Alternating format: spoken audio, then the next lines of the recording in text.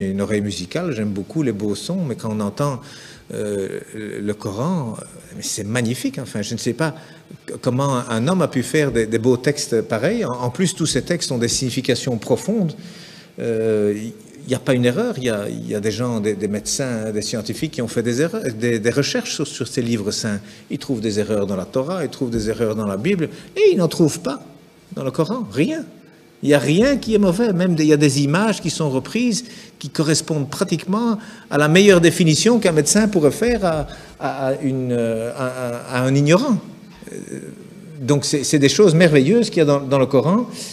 Et en plus, moi j'ai découvert récemment la formule de la beauté, comme on dit, c'est-à-dire qu'aujourd'hui la beauté c'est quelque chose qu'on calcule mathématiquement, hein, donc il y a des formules pour savoir jusqu'où il faut mettre du rouge à lèvres, jusqu'où est-ce qu'il faut épiler les sourcils. Il y a un coin à respecter qui va du coin de la bouche, le long du nez, jusqu'au coin de l'œil et le début du sourcil. Donc ce qu'il y a là, il faut l'enlever. Et puis, il faut aller du coin de la bouche à l'autre coin de l'œil, jusqu'à l'autre fin de sourcil. Cet angle, il doit être exactement l'angle qui correspond à un rectangle où il y a cette proportion, la beauté mesurée, comme on appelle, que d'ailleurs Fibonacci a découvert lorsque les chiffres romains ont été éliminés et remplacés par les chiffres arabes. Alors, ils viennent d'Inde en réalité, hein, avec le sifr, le zéro. Hein, en arabe, ça s'appelle le sifr. Donc, c'est devenu les chiffres plutôt que les nombres. Et puis, Fibonacci l'a découvert avec ces chiffres. C'est formidable, on peut faire des calculs infiniment grands et puis avec la virgule infiniment petit. Et il a découvert comme ça que la pyramide de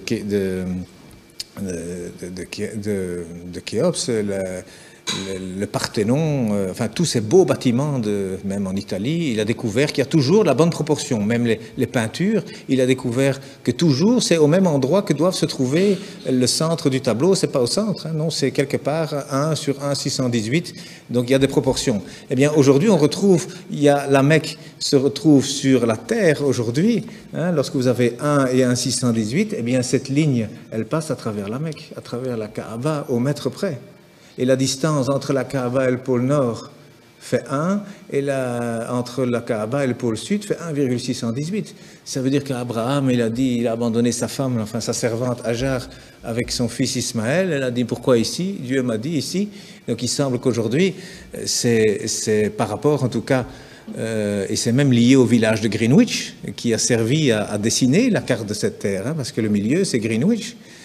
Eh bien, c'est considéré là comme le centre de beauté que tous les peintres utilisent aussi. D'ailleurs, depuis Leonardo da Vinci, il a dessiné des tas de choses. Vous savez, le corps, 1,618, le nombril, il est à 1 mètre du sol, la taille idéale, c'est 1,618 m. Donc, il y a plein de choses. Les dents même, la dent du milieu, elle fait 1,618, à côté, elle fait 1.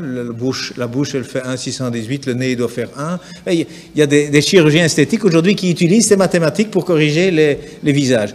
Eh bien, il y a un verset qui contient la Mecque dans le Coran. Hein, eh bien, le verset, il fait 47 lettres, divisé par 1,618, ça fait 29. Pile poil le début du mot Mecca. Enfin, c'est un bas de Becca, mais c'est pile poil à cet endroit-là. Donc, je veux dire, quand on découvre des choses comme ça, et il y en a encore hein, dans le Coran, il y a des vérités comme ça mathématiques, on se dit, c'est quoi ça? C'est pas un homme, il n'avait pas d'ordinateur, hein, le prophète, il n'en avait pas, c'est sûr, c'est certain, ça c'est vraiment une vérité, on n'a jamais rien retrouvé d'informatique à l'époque, c'est sûr. Et ça a déjà été testé, à mon avis, 1 million de fois. Ça fait partie de la science exacte. Mais cet homme, d'où est-ce qu'il a cherché ce texte? Il y a plein de choses comme ça. Alors le premier message, d'ailleurs, il faisait 19 mots. Le premier message faisait 19 mots, Bismillahirrahmanirrahim, fait 19 lettres. Il y a 6 fois 19 sourates, il y a 142 fois 19 le mot Dieu dans le Coran, il y a 3 fois 19 fois le miséricordieux dans le Coran. Ce chiffre 19 dans le Coran, c'est aussi quelque chose d'incroyable. Mais donc le premier message, c'était, voilà, informez-vous. Au lieu d'interpréter, d'abord le savoir, d'abord savoir de quoi on parle. Et le dernier message du prophète, dont on dit qu'il est mauvais pour les femmes, eh bien, il a dit « Soignez vos femmes, et pour la prière, ne l'abandonnez pas. » Alors, moi je dis, une religion où le premier message et le dernier message sont ainsi, je ne vois pas très bien ce qu'on doit craindre. Donc,